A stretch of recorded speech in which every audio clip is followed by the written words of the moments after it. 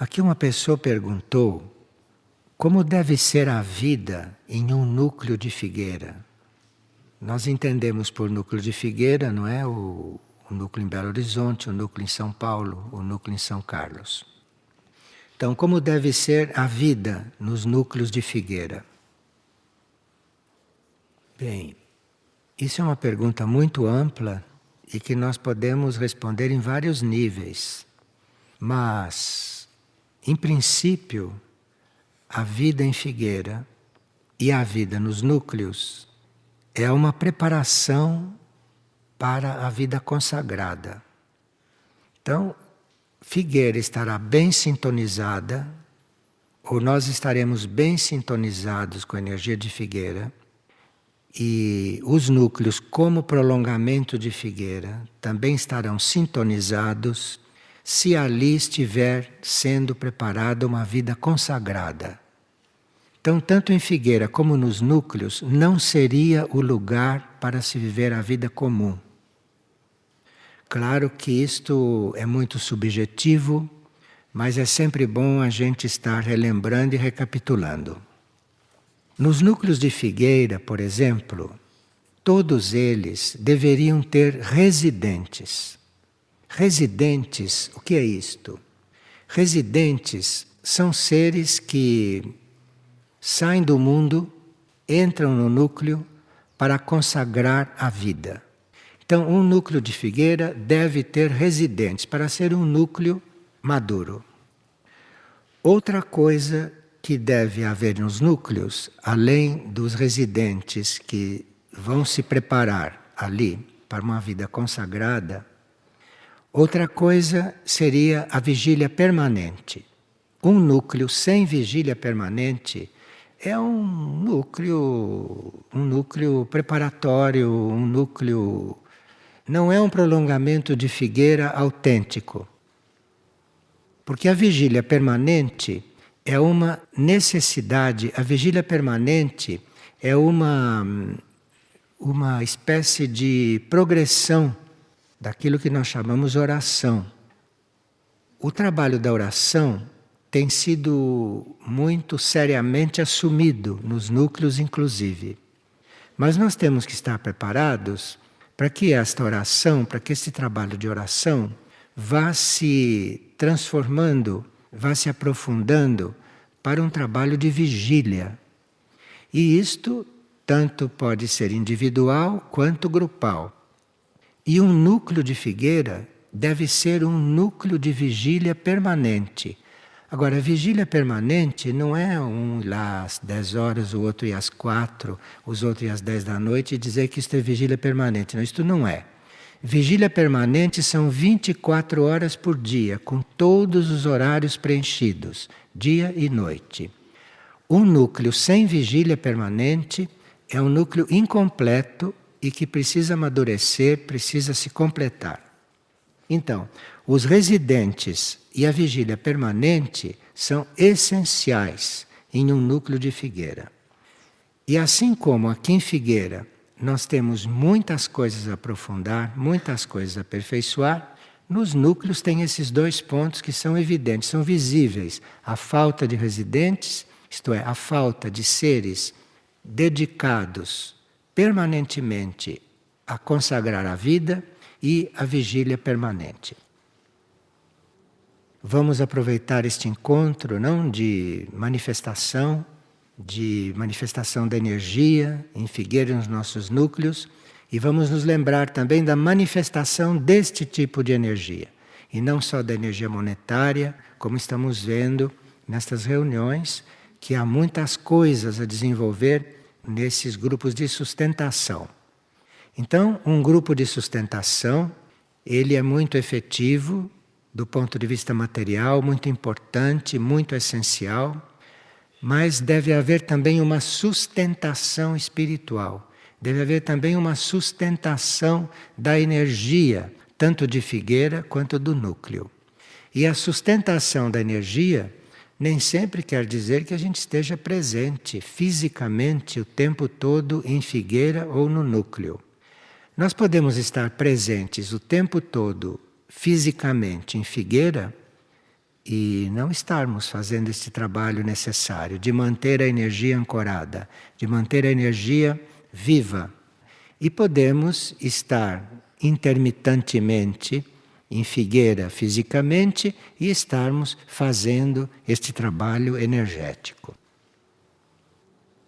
Agora, quanto ao trabalho de oração que existe, trabalho de oração que é levado com muita seriedade aqui e nos núcleos, nós teríamos que nos lembrar que a oração que se pede hoje, a oração mais necessária hoje, é a oração como serviço ao planeta.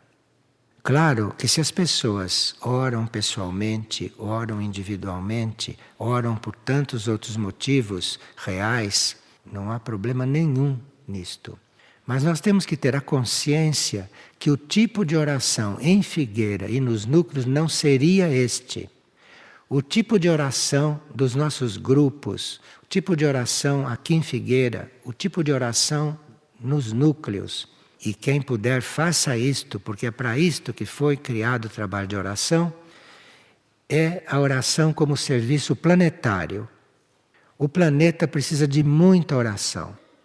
E uma oração pelo planeta real, bem feita, sincera, uma oração estrita pelo planeta, isto purifica, colabora na transmutação e colabora na mudança, eventualmente, de muitas coisas que poderão acontecer no planeta. Então, o trabalho de oração é algo que nós poderemos ir desenvolvendo, como estamos desenvolvendo, mas também elevando esta intenção de estar orando como serviço ao planeta e não orando para nós mesmos, o que também é muito válido. Mas aqui em Figueira e nos núcleos, a gente terá que sempre estar se lembrando que se trata de orar pelo planeta, que se trata de trabalhar, de servir ao planeta neste momento. Bem, nessa preparação para a vida consagrada que nós deveríamos estar fazendo, tanto aqui em Figueira quanto nos núcleos, muitos devem estar fazendo isto, não? Mas nem todos, porque há muita necessidade em muitos seres de ainda purificarem a vida comum que levam. Há muita necessidade de transmutarem certas coisas da vida comum, antes de estarem mais liberados para começarem a trabalhar conscientemente para uma vida consagrada. Bem, vamos ver um pouquinho hoje o que nós entendemos por vida comum, que é para a gente, se possível, não deixar isto entrar nos núcleos, ou se já entrou, nós termos uma possibilidade de ir mudando isto, de ir transformando isto. O que nós chamamos de vida comum é a vida convencional, é a vida que todo mundo leva. Esta vida baseada em convenções, isto é, uma vida que obedece a ritmos, que obedece a movimentos estabelecidos pelo estado de consciência da maioria, da massa humana, da humanidade em geral. Então, vida convencional é aquela que segue o ritmo estabelecido pela maioria. Então a maioria diz que a vida deve ser de uma forma e de outra e nós seguimos aquilo e vamos seguindo. E não nos damos conta que estamos fazendo a vida comum. E essa vida comum é caracterizada principalmente pela inércia. Vocês têm ouvido aqui, não em outras partilhas, que nós nunca devemos estar parados, fixados em uma coisa. E a vida comum é a pura inércia. Isto é aquilo que se constrói e aquilo fica, esperando o juízo universal para ser pulverizado e desaparecer. Então, esta inércia, que é típica, né, da vida comum, isto existe. existe numa certa proporção em nós todos. E nós aqui em Figueira e nos núcleos devemos estar muito atentos para isto. E outra coisa também que está sempre muito presente, onde quer que exista gente humana, onde quer que exista humanidade, é o desejo pelos bens materiais, ou a busca pelos bens materiais. Nós temos ouvido, não, que nós temos que lidar com os bens materiais, temos que lidar com dinheiro também, temos que lidar com objetos físicos, construir coisas, mas nós não temos que desejar isto como bens materiais. Todos os bens materiais são em função de nós termos facilitado o nosso trabalho espiritual, o nosso trabalho com o espírito, o nosso trabalho interior. Então, quando se fala em construir uma casa num centro espiritual, todos nós estamos querendo dizer algo que possibilite, que facilite, que nos ajude a desenvolver a vida interior. Porque nós sabemos que nem todos têm a possibilidade de estar muito concentrados na vida interior se não têm certos apoios, como por exemplo calor, luz, alimento. Então tudo isso pode dificultar uma pessoa normal a desenvolver a sua vida interior, a trabalhar com a sua vida interior. Isto não quer dizer desejo pelas coisas materiais. Se nós vamos então construir um núcleo, fazer um núcleo, pensando que ali não se deve passar frio, que ali não deve ter um calor exagerado, isto não deve ser em função do bem material, isto não deve ser em função do conforto, isto não deve ser em função do vício, mas é sempre em função de ajudar e de facilitar um trabalho interior. E também a vida comum é aquela que satisfaz apetites, é aquela que satisfaz gostos, que satisfaz tendências. Então aqui nos núcleos nós não deveríamos ter nenhuma preocupação em satisfazer apetite de ninguém, apetite de espécie alguma, de ninguém. Tudo deveria ser medido, tudo deve ser proporcional a uma necessidade real, a uma necessidade estrita, e não necessidade de satisfazer apetite. Nós, como vamos nos alimentar, não é para matar apetite, não é para como gula, mas é para manter o nosso corpo. E para manter o nosso corpo de uma forma que este corpo possa servir como instrumento para o nosso espírito, para a nossa alma. E não nos preocupando com o corpo em si, mas ele como veículo de uma energia que nós temos que irradiar para uma energia que temos que passar. E outra coisa muito própria da vida comum é a tendência para a corrupção. Tendência para a corrupção. E nós temos que ter muito cuidado com isto, porque a corrupção entra muito sorrateiramente, muito sutilmente. E nós temos que ter muito cuidado para, dentro da corrupção, não estarmos manipulando as pessoas, manipulando os outros. Manipulando quer dizer, levando alguém, querendo levar alguém, sem que ele tenha consciência do que ele está fazendo, do que ele está indo. Então uma coisa é você ajudar alguém, você colaborar com alguém, para ele realizar aquilo que ele pretende realizar, que ele quer realizar, mas que ele não está conseguindo. E não corrompê-lo, enganá-lo. Você faça isto. Se ele não tem consciência do que ele quer, nós não temos nada que está ali impulsionando. Nós podemos orar por ele, podemos rezar, podemos, na nossa imaginação, imaginá-lo íntegro, imaginá-lo como essência, mas não manipulá-lo em nível de personalidade. Em nível de personalidade, se nós não pudermos ficar em silêncio total, sem falar, sem pensar, sem imaginar, se não pudermos ficar em silêncio total, nós teríamos que ser muito diretos com o indivíduo, ser muito claros com o indivíduo. Dizer ao indivíduo aquilo que nós achamos que podemos fazê-lo ouvir, para que ele vá se encontrando. Então, este item da corrupção é muito amplo e cada um de nós pode ir estudando e o aprofundando. E depois a vida comum também é toda baseada no egoísmo. Isto é, a vida comum é toda baseada no trato com o ego, na manipulação do ego. Então você vai tratar com uma pessoa, você está tratando com o ego dela. Você está manipulando para que, como ego, ela aceite. Isto chama-se egoísmo, corrupção e egoísmo. O que não deveria ser comum, normal, em um centro espiritual, nem aqui e nem nos núcleos. Agora, uma outra coisa que nós temos que ter presente é não perpetuar estruturas decadentes. Essas estruturas que a gente cria servem para construir os processos interiores, os processos internos.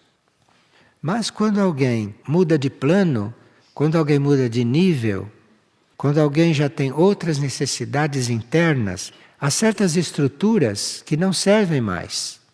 Não servem mais. Então são decadentes. E nós temos que estar muito atentos com isto.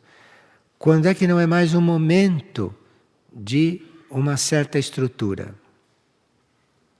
Porque essas estruturas decadentes, essas estruturas que estão superadas, que não dizem mais respeito ao nosso processo, elas começam a se nutrir de forças degenerativas, de forças degeneradas, de forças ocultas e negativas. Então, criamos uma bela estrutura e se ela não é transformada no momento adequado, ela começa a absorver, começa a ser núcleo para forças degenerativas e que vem então minar todo o trabalho que se está fazendo ali. Enfim, teríamos que ter também cuidado com as nossas sensações, ter cuidado com aquilo que estamos sentindo através dos sentidos, esses sentidos materiais ou os sentidos astrais, esses movimentos emocionais. Teríamos que ter muito cuidado com isto, tanto aqui quanto nos núcleos, como com nós mesmos, onde quer que a gente esteja.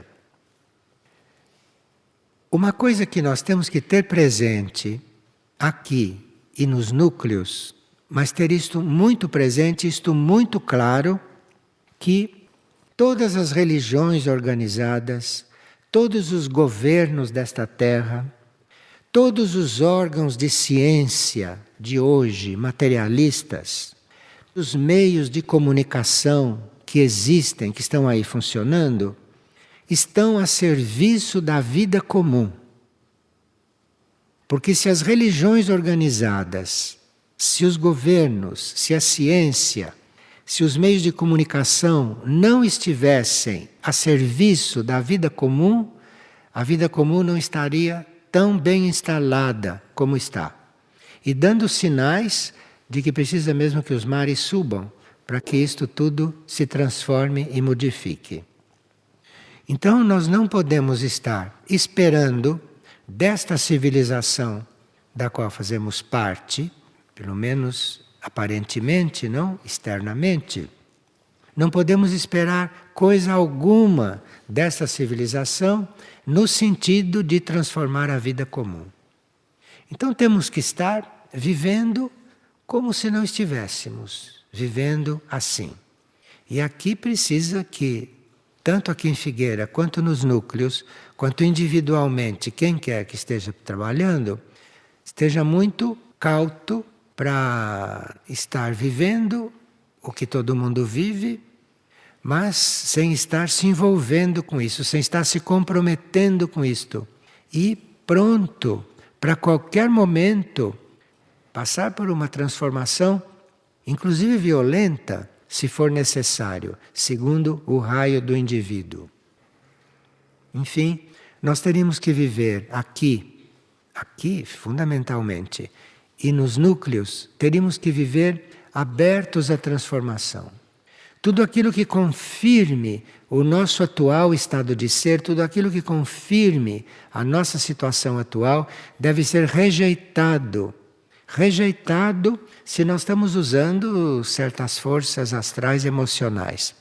Agora, se estamos usando forças espirituais e usando forças da mônada, teríamos que repelir. Repelir quer dizer empurrar para longe, sem nenhuma divagação, sem contemporizar com isto.